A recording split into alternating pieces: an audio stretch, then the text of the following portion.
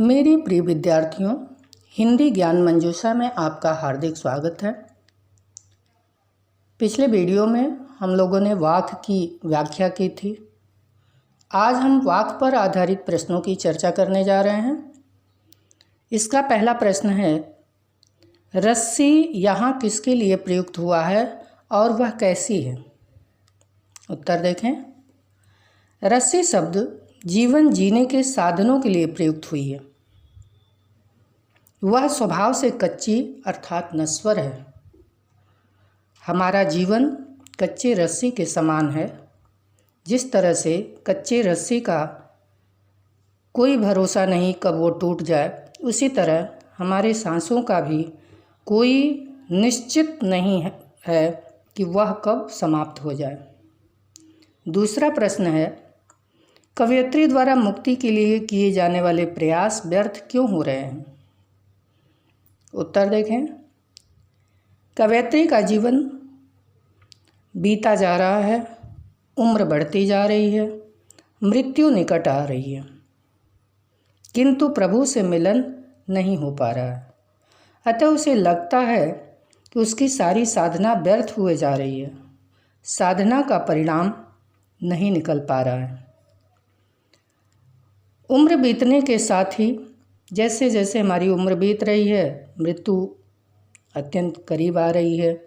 और यदि हम अपने पुण्यों की कमाई नहीं कर पा रहे हैं तो हमारा जीवन समाप्त हो जाएगा, तो हमारे पास कर्मों की कमाई नहीं रह जाएगी। इसलिए कवयित्री को लगता है कि यदि जीवन रहते ही हमने पुण्य नहीं कमा लिया तो यह जीवन बेकार हो जाएगा। अगला प्रश्न है, कवयित्री का घर जाने की चाह से क्या तात्पर्य है? उत्तर देखें। कवयित्री का घर जाने से चाह है परमात्मा से मिलना। कवयित्री इस संसार को वास्तविक घर नहीं मानती। यहाँ मनुष्य अपने कर्मों का भोग करने के लिए आता है और कर्म का भोग समाप्त होते ही यहाँ से चला जाता है।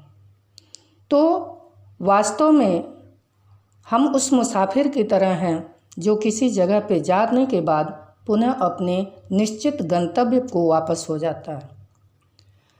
तो हम भी इस संसार में अपने कर्म भोग के लिए आए हैं और मृत्यु उपरांत परमात्मा से मिलकर के ही हमारा उद्देश्य की पूर्ति हो सकता है। अगला प्रश्न है, भाव स्पष्ट कीजिए। क, जेब टटोली कौड़ी न पाई। ख, खा खाकर कुछ पाएगा नहीं, न खाकर बनेगा अहंकारी। उत्तर देखें। कवयित्री को अनुभव होता है कि वह जीवन भर हठयोग साधना करती रहीं, किंतु कोई सफलता न मिल सकी। उनकी जेब खाली ही रही। कहने का अर्थ यह है कि हठयोग के चक्कर में वो अपना जीवन समाप्त कर लीं और उन्होंने कोई भी कर्मों की कमाई नहीं की। कर्मों की कमाई के द्वारा ही हम इस भवबंधन से पार हो सकते हैं। ख, मनुष्य भोग कर कर के अपना शरीर ही नष्ट करता है, उसे कोई उपलब्धि नहीं हो पाती, वह परमात्मा से दूर हो जाता है। भोग करना एक प्रकार का भटकाव है। दूसरी तरफ भोगों पर लात मारने वाला अर्थात त्यागी, तपस्वी, व्रती, महात्मा अहंकारी हो जाता है। वह स्वयं को सबसे ऊंचा मानने लगता है, अतः वह भी ईश्वर भक्ति से भटक जाता है। अगला प्रश्न है, बंद द्वार की साकल खोलने के लिए ललद्यत ने क्या उपाय सुझाया है? उत्तर देखें। ललद्यत ने सुझाया है कि भोग और त्याग के बीच संतुलन बनाए रखो।